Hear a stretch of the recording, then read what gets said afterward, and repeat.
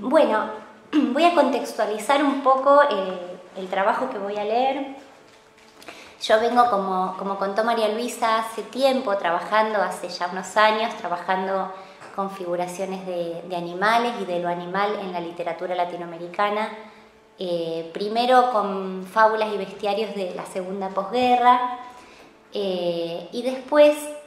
ese interés por las figuras animales se fue desplazando hacia un interés por la animalidad humana, por la vida animal en un sentido mucho más transversal. Y entonces, con el paso del tiempo también el tema que yo trabajaba, al principio cuando yo empecé, siempre en los congresos me ponían en unas mesas rarísimas con toda la gente que sobraba, que no sabían a dónde colocar, ahí ponían a los animales, ¿no? Era un tema raro, en 2005, 2007. Después, hacia finales de los 2000 se empezó a producir mucho conocimiento en torno a esto que ahora se llama la cuestión animal, mucho conocimiento interdisciplinario desde la filosofía, desde la antropología. Y entonces el campo empezó a crecer exponencialmente y empezamos a ser muchos los que trabajamos este tema, pero yo seguía teniendo la sensación de que era necesario delinear un poco más nuestro campo como interesados en la literatura para pensar qué es lo que nos interesa leer en esos textos, ¿no? Así que el trabajo que voy a leer es como una primera exploración, está en proceso, por eso me alegra mucho poder exponerlo acá, tener esta oportunidad, porque es un momento de ingreso al tema. Es una propuesta de delinear un campo, de delinear una perspectiva a la que provisoriamente llamé biopoética. Es decir, lo que intento hacer es trazar un camino de la biopolítica a la biopoética, tratando de pensar qué puede ofrecernos el pensamiento de Michel Foucault para esa suerte de teorización. Bueno, entonces empiezo. El trabajo se llama Biopoética, una hipótesis sobre la relación vida-escritura, y empieza con una cita de Michel Foucault, que está tomada de una entrevista tardía que le hicieron a Foucault poco antes de su muerte, que se llama El filósofo enmascarado, porque él puso la condición de no revelar su identidad. Y dice así Foucault: no puedo dejar de pensar en una crítica que no buscara juzgar, sino hacer existir una obra, un libro, una frase, una idea. Una crítica así encendería fuegos, contemplaría crecer la hierba, escucharía el viento y tomaría la espuma al vuelo para esparcirla. Multiplicaría no los juicios, sino los signos de existencia, los llamaría, los sacaría de su sueño, los inventaría en ocasiones, tanto mejor, mucho mejor. La crítica por sentencias me adormece. Me gustaría una crítica por centelleos imaginativos. No sería soberana ni vestida de rojo. Llevaría el relámpago de las tormentas posibles. Desde su nacimiento a mediados de la década del 70, la teoría biopolítica ha permeado el campo de los estudios literarios. En los últimos años, sin embargo, el diálogo entre ambas áreas se ha intensificado a causa de la expansión y el fortalecimiento de las prácticas transdisciplinarias. Son numerosas, en la actualidad, las intervenciones en las que teóricos y críticos reflexionan acerca de los matices que adquiere el anudamiento literatura-vida, sus formas de configuración textual en la biografía y en las llamadas escrituras del yo, y también en aquellas ficciones en las que lo viviente no humano ocupa el centro de la escena, sus dilemas filosóficos, sus efectos políticos. Parece necesario en este contexto propiciar la creación de un espacio específico de discusión que aporte nuevos enfoques y conceptualizaciones, esto es, que proponga herramientas para abordar aquellos textos en los que la noción de vida y sus avatares, cómo contarla, explorarla, transformarla, son puestos en juego.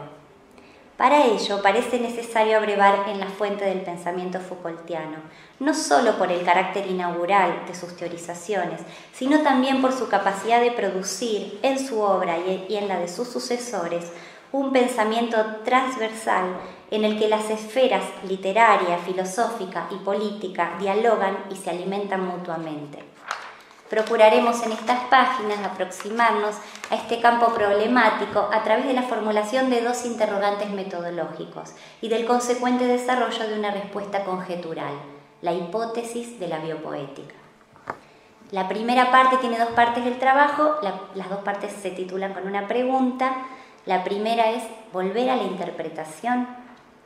y cada parte tiene dos subpartes. La primera subparte se llama Animales creadores. En el breve prólogo a la edición francesa de una reciente compilación de conferencias de Michel Foucault sobre literatura, La gran extranjera, a propósito de la literatura,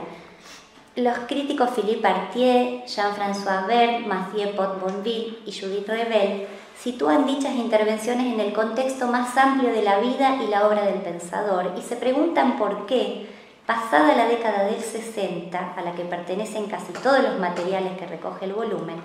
este interrumpe su diálogo con la literatura, al menos de modo directo, específico, intensivo. En efecto, hacia mediados de la década del 70, el pensamiento de Foucault da un giro significativo. No solo abandona la lectura y el análisis de textos literarios, sino que se aboca al estudio del naciente campo de la biopolítica, al tiempo que comienza a delinear una historia de los modos de subjetivación. En la entrada Arte del diccionario Foucault, Judith Revel se detiene precisamente en ese momento de transición en el que el pensamiento Foucaultiano se aleja del campo literario para consagrarse al terreno de lo político. Revel señala, sin embargo, una serie de continuidades teóricas que considera relevantes. En primer lugar, el hecho de que el par dispositivos de poder, estrategias de resistencia, fundamental en los análisis de carácter político, cito, es en rigor el calco del par orden discursivo, experiencias transgresoras del lenguaje, que caracterizó los trabajos de Foucault en la década del 60.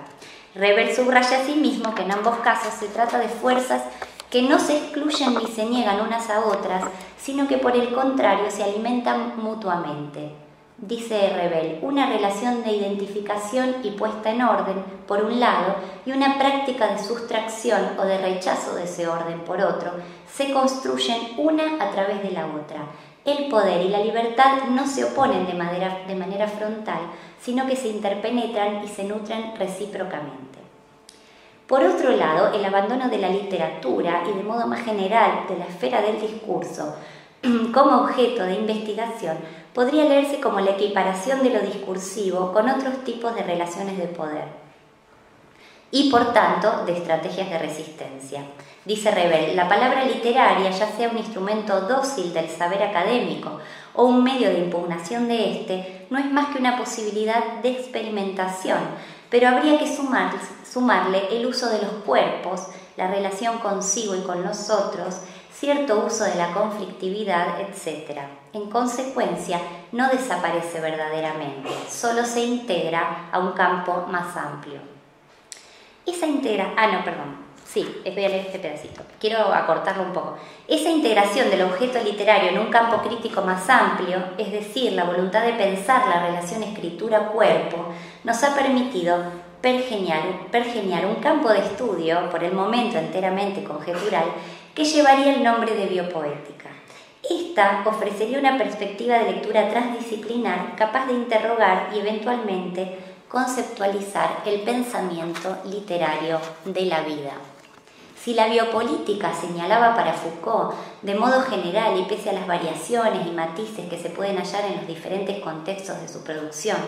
una reconfiguración de la relación entre vida y política, es decir, el surgimiento de un sistema de regulación por el cual la vida y sus mecanismos entran en el dominio de los cálculos explícitos de la política, convirtiendo al poder saber en un agente de transformación de la vida humana, La biopoética nombraría una redefinición del vínculo entre vida y literatura que, a contramano de la biopolítica, desregularía las formas convencionales de discriminar y organizar lo viviente. Es decir, una forma específica de encuentro con y de resistencia al biopoder, entendiendo este último como una fuerza que afecta no solo evidentemente las formas de vida de las sociedades, sino también sus modos de representación e imaginación. Reconocemos en nuestro horizonte crítico actual, ciertamente, numerosos debates acerca de los alcances de la biopolítica como máquina de gestión de la vida, control de las poblaciones y producción de formas de subjetividad, pero apenas comienza a estudiarse la gramática que rige las ficciones de la vida y los discursos que imprimen sobre la literatura los modelos de esas mismas lógicas. Apenas empieza a emerger, asimismo, un discurso que repara en las escrituras que desafían esas formas de imaginación literaria y que apuestan por avanzar en la penumbra en lugar de contentarse con encontrar aquello que buscaban. Si algo tienen en común esas prácticas críticas con sus objetos de estudio, es la confianza en la labor autopoética, en la idea de que la creación, en tanto relación de intimidad con la animalidad, volveremos sobre esto enseguida, se impone como un inevitable diálogo con lo desconocido. El trabajo que imaginamos como biopoético, ya sea que se materialice en la escritura literaria o en la labor crítica, podría ser identificado con aquello que Foucault llamó contraconductas, formas de resistencia a la regulación biopolítica que se orientan a la búsqueda de maneras singulares de conducir la propia vida. La efectuación de esa fuerza que contrarresta los procesos de individualización por medio de un cultivo y un cuidado de sí, orientado a redefinir el estatus de la animalidad del ser humano. Se corresponde con el programa de lo que Roberto Espósito ha llamado biopolítica afirmativa, es decir, dice Espósito, una política de la vida y no sobre la vida. La biopoética, por tanto, concibiría todo trabajo artístico como una exploración de los lazos entre lo humano y lo animal, o en otras palabras, como una indagación de lo viviente por fuera de las taxonomías impuestas por los discursos antropocéntricos. Una indagación que parte de la premisa de que el artista no es un sujeto que se ha sobrepuesto a su condición animal, sino más bien un animal que es capaz de crear pese al proceso de humanización que está siempre disciplinando, nombrando, jerarquizando su particular forma de vida. Hay un punto fundamental en la argumentación de Foucault en torno de la articulación entre constitución subjetiva y creatividad, que al invertir la relación causal entre ambas clarifica lo que acabamos de exponer. No se trata, en efecto, de referir la actividad creativa de una persona al tipo de relación que mantiene consigo misma, sino de vincular el tipo de relación que mantiene consigo misma a una actividad creativa. La idea de que la subjetividad es efecto de un proceso constante y siempre inacabado de autoconstitución y de que ese proceso supone el contacto con zonas vitales que no han sido formateadas por la matriz humana, sitúa a la lectura y a la escritura más allá del dominio de la estética, disciplina arraigada en la idea de que existen valores humanos no sometidos a la lucha por el sentido, que no es otra que la batalla interpretativa. Al tiempo que plantea la necesidad de encontrar las preguntas adecuadas para interrogar los objetos literarios. Algunas de ellas, y tal vez las que más relevancia tengan para el estado actual de nuestro campo de estudio, son las siguientes. ¿Cómo concebir herramientas críticas que permitan percibir en los textos la emergencia de la vida como proceso, como creación incesante, visibilizando así el potencial transformador de la literatura? ¿Cómo hacer para contrarrestar el hábito disciplinar que nos hace recorrer una y otra vez los mismos caminos? ¿Cómo, en definitiva, convertir nuestra práctica crítica en una labor creadora? Y también, por otro lado, ¿qué tipo de relaciones se pueden establecer entre los textos literarios y las constricciones de los biopoderes, evitando recaer en las explicaciones miméticas, la escritura como afirmación o resistencia de esas regulaciones? Y sobre todo, ¿cómo se traducen a las poéticas de la vida? Más concretamente, ¿cómo impregnan los imaginarios que producen las ficciones y qué huellas imprimen en los discursos críticos? Estos interrogantes giran en torno del problema de la interpretación. Caída en desgracia desde hace ya varias décadas, esta categoría vuelve a emerger con fuerza en el discurso cada vez que las prácticas artísticas son pensadas en su faceta crítica, recreadora de la vida. Y voy a leer el segundo apartado de esta primera parte, que se llama Una biopolítica de la interpretación. En el prólogo al ensayo de Foucault, Nietzsche, Freud, Marx, refiriéndose al célebre ensayo contra la interpretación, en el que Susan Sontag, muy a tono con las corrientes teóricas de los albores de los años 60, ensaya un manifiesto antihermenéutico, Eduardo Gruner revisa su propia adhesión a algunos de sus presupuestos fundamentales. Cree, pasadas más de 2 décadas, este prólogo es de los años fines de los 80, y sobre todo con la obra de Foucault de por medio, que el entusiasmo formalista le impidió a una buena parte de la crítica pensar un aspecto crucial de la interpretación, que no es posible despegarla de los textos fuente para limpiarlos y dejarlos listos para el goce, sensible, erótico, dirá Sontag, de su construcción formal. Gruner señala algo que, aunque evidente, ha sido poco considerado en los análisis de la recepción, que esas lecturas, y toma como ejemplo paradigmático el mismo que elige Sontag, Franz Kafka, cuando son eficaces, no se limitan a traducir una serie de contenidos, simplificando lo complejo mediante el recurso de la explicación, sino que se incorporan a la obra al gravitar sobre su contexto y de ese modo pasan a integrar el conjunto de representaciones simbólicas o imaginarias que constituyen nuestra cultura. No existe un Kafka para ninguna cultura que se lo haya apropiado desligado de todas las interpretaciones simbólicas, históricas, psicoanalíticas que carga sobre sus hombros y que al mismo tiempo hacen de él un intérprete de la sociedad que lo lee. Por eso Gruner sostiene con Foucault que la estética es inseparable de la ética y de la política. Cito a Gruner, en el sentido preciso de un etos cultural que se inscribe, conscientemente o no, en la obra y del cual forman parte las interpretaciones de la obra, y de una politicidad por la cual la interpretación afecta a la concepción de sí misma que tiene una sociedad. Tal vez se podría añadir que este tipo de enfoque tiende en última instancia a disolver el campo específico de la estética, o al menos a cuestionar su validez atemporal y universal. La defensa de la interpretación, esbozada por Gruner en el prólogo al texto de Foucault, intenta reconstituir los lazos entre las obras artísticas y las prácticas sociales, no en un sentido explicativo de tipo causal, evidentemente, sino otorgándole a esa ligazón un fundamento político, con todos los matices y las complejidades que ello implica. El concepto de interpretación contra el que batallaba Sontag reducía de modo drástico sus poderes, quedando restringido a las esferas de la religión, la pedagogía o cualquier otra modalidad de domesticación textual.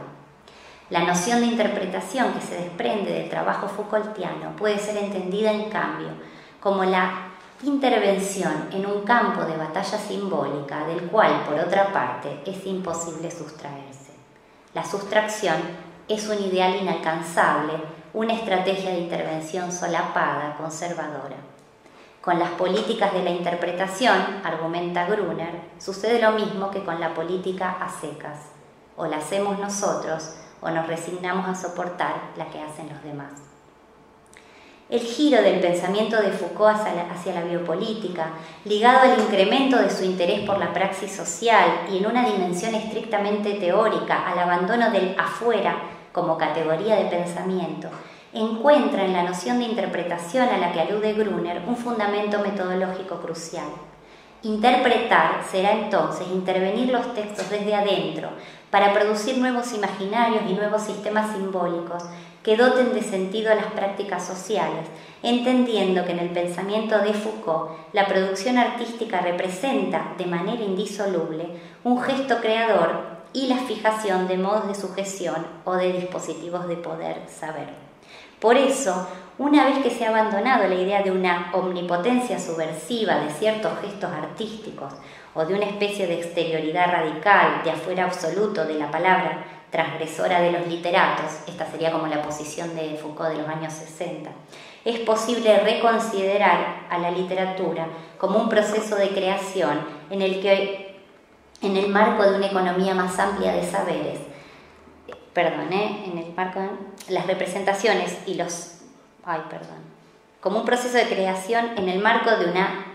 economía más amplia de los saberes, las representaciones y los códigos que organizan nuestra relación con el mundo.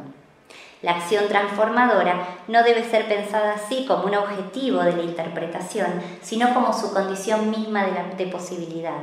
Porque la realidad es transformable, es posible seguir interpretando y no a la inversa.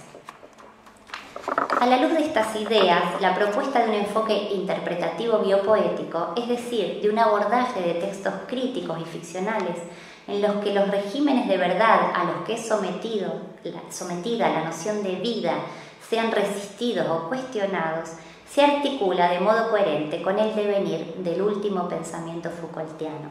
Las biopoéticas son, en este sentido, estrategias conscientes o inconscientes de resistencia a los saberes que una sociedad tiene acerca de la vida. Desafían, por empezar, su nominación, cambiándola por la expresión forma de vida, modos de subjetivación que confrontan o eluden la matriz impuesta por los biopoderes. Por eso nos parece relevante que la noción de biopoética albergue dentro de sí tanto las prácticas de lectura crítica como las de escritura poética y ficcional, entendiendo que toda forma de libertad, de capacidad de transformación, supone una intervención política, biopolítica, sobre el sentido, y esta puede llevarse a cabo desde ambos lados de la letra. Desde este punto de vista, leer y escribir son ejercicios indiscernibles. Voy a pasar una parte porque es un poco largo y voy a cerrar este apartado. Una biopolítica de la interpretación tiene que revisar en consecuencia todo el sistema de convenciones que sostienen la relación entre escritor y texto, entre texto y lector, entre escritor y lector, entendiendo no solo que aquellos que escriben y leen son vivientes animales y por tanto su relación con los textos está atravesada por corrientes afectivas, libidinales e irracionales, sino también asumiendo que las creaciones no pueden seguir siendo sometidas a valoraciones provenientes del corpus teórico de la estética o de la filosofía de cuño antropocéntrico, idealizadoras y amansadoras del sentido, que es necesario intervenir creando categorías y metodologías de análisis orientadas a destotalizar los regímenes de verdad institucionalizados por las culturas y a retotalizarlos oponiéndolos a otras estrategias interpretativas. Estrategias biopoéticas que rechacen también los regímenes de explotación económica y simbólica de la biopolítica a través de una búsqueda sensible de lo que excede, lo que no se ajusta, ya sea por múltiple o inacabado, en fin, de aquello que desafía el orden instituido de las palabras y las cosas. Y la segunda parte se llama, es otra pregunta y es un pensamiento literario de la vida. El primer apartado se llama Esa extraña institución. ¿Cómo hacer jugar entonces el legado del último Foucault en favor de la teoría literaria? La pregunta atañe no solo al potencial transversal, como señalábamos, de dicho pensamiento, sino también de modo muy sugerente al valor y la impronta que han tenido la reflexión política y filosófica sobre nuestro ámbito disciplinar en las últimas décadas. Ciertamente para nosotros, quiero decir para aquellos que nos interesamos por el pensamiento literario, por ese particular modo de significar que tienen las ficciones, las reflexiones, los juegos de lenguaje que se producen en el marco y también en los márgenes de esa extraña institución llamada literatura, eso es una cita textual de Jacques Derrida, toda palabra literaria es al mismo tiempo una palabra política y filosófica, o mejor, una palabra que no puede ser sino política y filosófica, en tanto su tarea primordial, voluntaria e involuntaria, es tocar y modificar los bordes, explorar las grietas del sentido. cómo designar si no esa potencia transformadora de la literatura, su capacidad de trastocar todos los valores, incluso los asumidos como propios, de desdibujar los límites que organizan nuestra percepción del mundo, lo humano y lo animal, lo individual y lo colectivo, lo racional y lo irracional, lo real y lo imaginario, lo masculino y lo femenino, lo vivo y lo muerto. Ahora bien, es necesario aclarar que con literatura no se alude a un modo específico de representación ni de estetización de lo viviente. En tanto, el propósito es deslindar lo literario del horizonte discursivo y valorativo de la estética, sino a la elaboración de una forma otra de pensamiento. Una forma capaz, por su carácter autorreflexivo, de establecer un diálogo eficaz y productivo, tanto con el decir político como con el decir filosófico. La biopoética se presentaría, por tanto, como un campo de reflexión acerca de esa potencia de desborde institucional y disciplinar que habita en el pensamiento literario de la vida. Comparte en este aspecto una inquietud que atraviesa la teoría literaria de las últimas décadas, pero con la particularidad de establecer un vínculo explícito con el pensamiento biopolítico. Esto es, con la idea de que lo humano es una elaboración historizable y de que su definición en tanto sujeto del lenguaje no supone la constatación de una propiedad diferencial, sino el reconocimiento de un límite, eso que Giorgio Agamben ha llamado el experimentum linguae, la certeza de que hay lenguaje y de que no podemos representarlo. Por otro lado, la noción de biopoética operaría como un adjetivo, es decir, una cualidad como cualidad de una práctica creativa, sea esta de naturaleza ensayística o ficcional. Sería posible hablar, en este sentido, de narrativas biopoéticas, procedimientos biopoéticos o de una teoría y una crítica biopoéticas. Todas estas fórmulas comparten un interés especial por la relación entre vida, cuerpo y escritura, que es decisiva para la conformación de una perspectiva de estudio no antropocéntrica. La literatura, desde este punto de vista, lee el mundo con los ojos del cuerpo. La fórmula ha sido tomada por Roberto Espósito de La ciencia nueva de Giambattista Vico. Con ella da cuenta de una forma de aproximación a lo real que no es sino la elaboración filosófica de una sospecha respecto de la razón como forma privilegiada de conocimiento y un distanciamiento respecto de la idea de lo propio en favor de la de lo común. La biopoética propone así una mirada que, por un lado, desplaza el centro del análisis de lo humano a lo vital, entendido esto último como una realidad que atañe también a la dimensión física, material de la existencia, y por otro, que entiende esa materialidad corporal como una zona de disputa sujeta a continuas reelaboraciones, una realidad que no puede ser considerada como una mera cosa, pero que tampoco se identifica de modo pleno con la persona, y que es,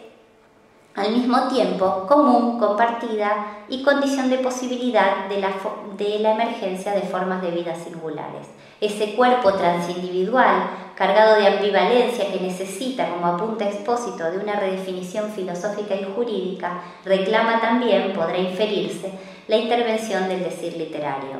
¿Por qué acaso no habría de participar la escritura literaria en todas sus manifestaciones de esa exploración conceptual?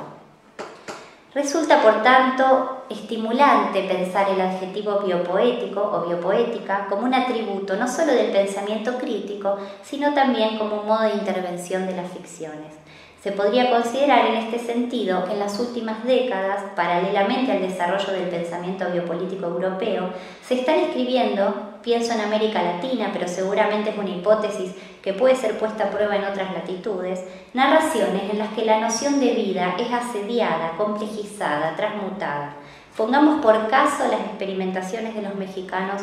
del peruano-mexicano Mario Velatín, de Daniela Tarazona, de la chilena Diana Melentit, del brasileño Nuno Ramos, de los argentinos César Aira, José Abilio, Ariana Harwitz, Maximiliano Barrientos, etcétera, etcétera, por mencionar solo algunos de ellos. En sus textos, el cuerpo, biológico y social, se convierte en un campo de experimentación, sujeción y resistencia, y la noción de vida es tensionada mediante, por ejemplo, el trabajo de deconstrucción de la identidad, en la elaboración de personajes o el cuestionamiento de la distinción entre escritura autobiográfica y autoficcional. La literatura se convierte así en una máquina de pensar lo viviente como continuo que se desliza bajo el lenguaje y que resiste, entre otras, la violencia taxonómica del discurso de la especie. El discurso de la especie es una categoría que formuló un filósofo posthumanista muy joven, reciente, que se llama Gary Wolf,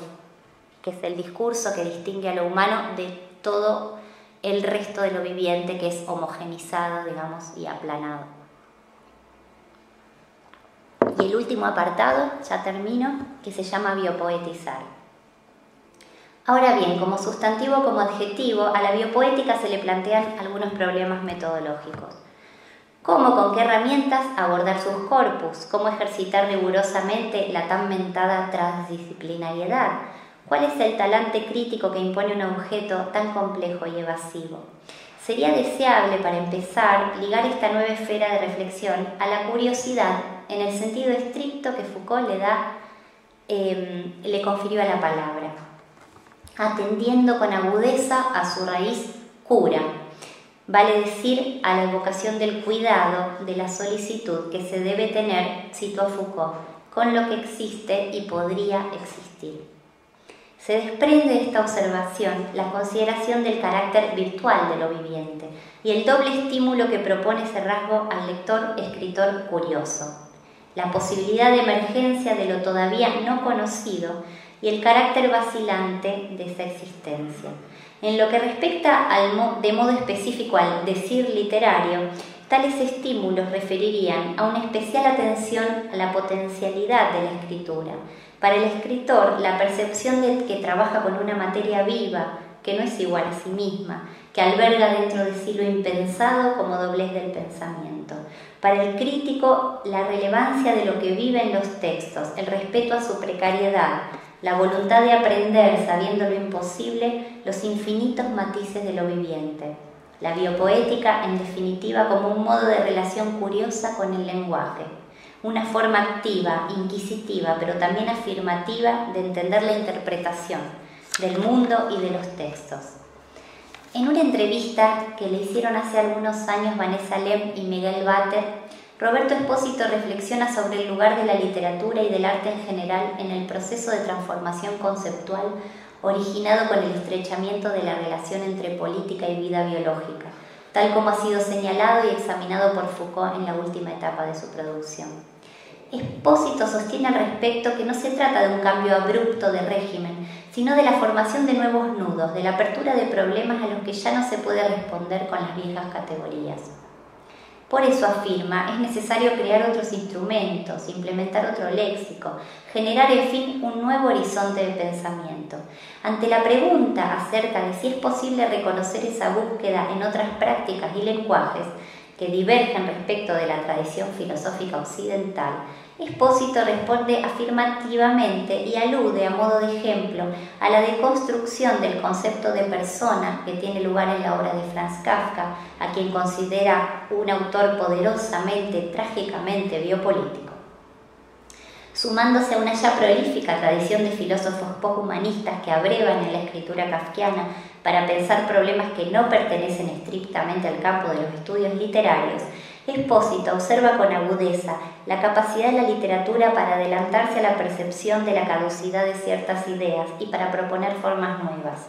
Dice Espósito, la literatura del último siglo, a partir del Hombre sin cualidades de Robert Musil, hasta las últimas novelas estadounidenses de estos años,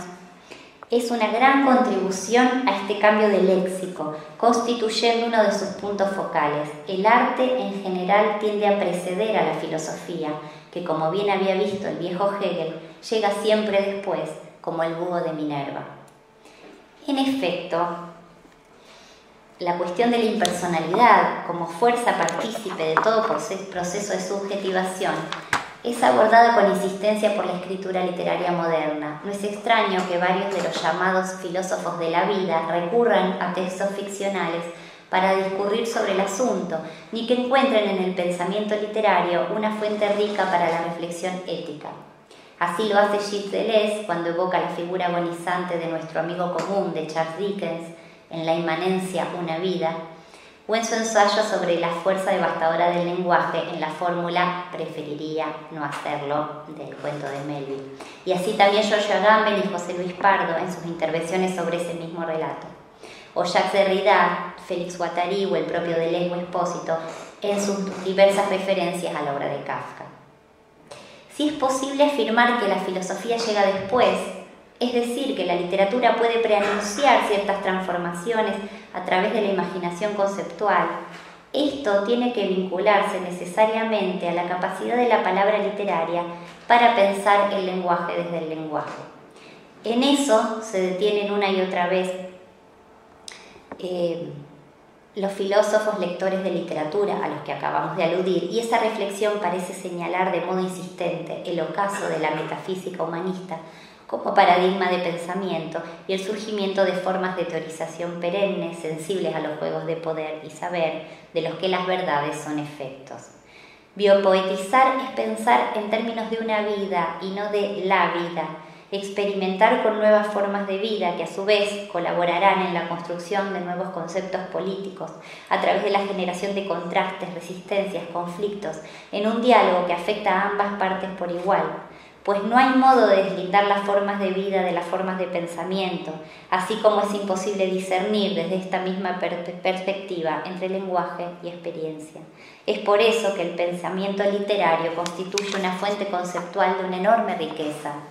Al proponer formas de conocimiento que exceden, como hemos dicho, la esfera racional, la escritura entra en contacto directo con la naturaleza sensible, ambigua, inestable del lenguaje. De ese contacto nacen también las biopolíticas de la interpretación, un horizonte crítico desde el que se piensa el decir literario a contrapelo de las valoraciones, como decíamos, imperecederas de la estética. De estas primeras aproximaciones a la noción de biopoética puede inferirse el valor y la función que está llamado a cumplir el pensamiento Foucaultiano en su constitución, en razón de su capacidad de articular problemas y herramientas a través de la creación de nuevos objetos y formas de abordaje, y fundamentalmente mediante la introducción del tiempo como variante determinante en el análisis conceptual. Tanto sus reflexiones de los años 60 sobre el lenguaje y la literatura, que como señala Azucena González Blanco, dialogan productivamente con las diferentes zonas que delinean su pensamiento, epistemología, ontología, política, ética, como aquellos correspondientes a la última etapa de su producción, contribuyen de modo decisivo a la configuración de un campo teórico crítico abogado a indagar los mecanismos literarios, formales, simbólicos, políticos, conceptuales, de producción textual de lo viviente, esto es, a la creación literaria de un pensamiento no antropocéntrico de la vida. Y ya termino. El pensamiento Foucaultiano nos permite así no solo imaginar un nuevo campo de estudio y un modo de aproximación a él, sino también abordar las transformaciones sufridas por la relación entre escritura, subjetividad y verdad. Si se piensa en las dos grandes hipótesis que rigieron esa relación desde la invención moderna de la literatura, la visión humanista, que entiende a la escritura como reflejo de la mentalidad y la afectividad de un autor, materializados en la noción de estilo, y la estructuralista, que borra del juego a la figura del autor para instituir la verdad del texto, resulta estimulante la idea de una perspectiva que incorpore los aportes Foucaultianos en torno de la subjetividad, los cuales incluyen, como ya hemos señalado, un reenfoque de la noción de vida. Al introducir al análisis las técnicas de sí, se contempla la posibilidad de entender la vida no solo como un campo de experimentación y sujeción a las técnicas gubernamentales, sino también como un espacio de resistencia, una resistencia que por supuesto es ciega, impersonal y en ningún caso voluntarista, es decir, de avisorar en ella el germen del cambio, la posibilidad de que una biopolítica afirmativa pueda al menos dar su batalla. Para finalizar, si el pensamiento biopolítico producido en la actualidad se orienta hacia aquello que Espósito imagina como una biopolítica afirmativa, en la que bios y zoe puedan, aunque sea en el ámbito de lo imaginario, rearticularse, donde cuerpo y mente, salud y enfermedad sean imposibles de deslindar, entonces no debería descuidar el diálogo con el pensamiento biopoético. Este, por su parte, tendrá que ir delineando con mayor claridad sus intereses, poniendo a prueba sus hipótesis y caracterizando las modalidades específicas de sus decires. Los escritores, desde Kafka por lo menos, avanzan en ese camino. La crítica literaria, por su parte, parece tener mayores dificultades para desprenderse de la matriz discursiva del humanismo. Si asume el compromiso de dejar de juzgar y sentenciar, es decir, si abandona finalmente a la estética como horizonte fundamental de pensamiento para, como ha dicho Foucault, abocarse a oír el decir literario, a hacer existir una obra, un libro, una frase, una idea, habrá de reconciliarse con la invención, con los centelleos imaginativos que en definitiva son los que producen los conceptos, los que recrean el léxico, los que hacen teoría. Así llevará consigo, tal vez la biopoética tenga esa suerte, el relámpago de las tormentas posibles. Nada más, gracias.